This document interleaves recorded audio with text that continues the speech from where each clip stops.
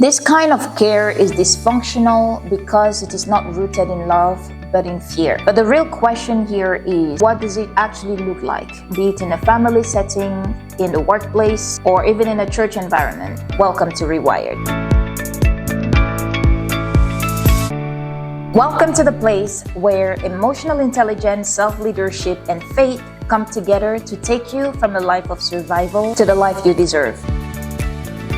This is part 3 of a mini deep dive into the fixer archetype. Make sure you've watched part 1 and 2, in which I break down the context and set up the stage. We explore the fixer archetype in family and social relationships. In this particular video, we are focusing on the workplace and in faith communities.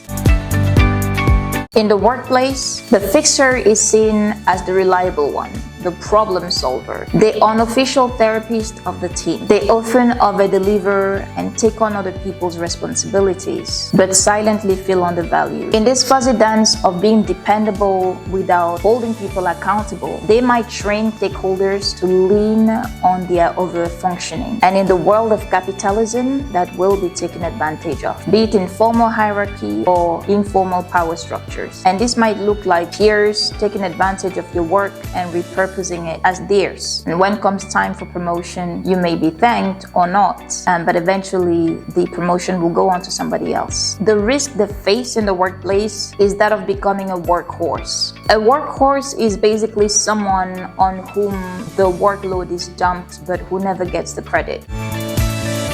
In the church or Christian community, the fixer is very likely to be the person who equates serving with holiness. They are very likely to confuse Christ's sacrificial love with their own self-neglect. In my opinion, people that approach serving and giving from a place of their conditioning as fixers are at risk of great disillusionment. That is partly because they fail to recognize that the person they're taking as a model for sacrifices, so Jesus, have a trajectory. In the 33 years leading up to where Jesus will sacrifice, we see a young man who is nurtured, loved, protected by his parents, taken care of, allowed to express himself. And by the time he gets to the place of sacrificing, he is pouring from a full tank. But also his sacrifices are connected to a clear vision. They aren't just random acts of pleasing people. And his sacrificial decisions are backed by a healthy dose of resilience. Resilience is built on a healthy emotional core.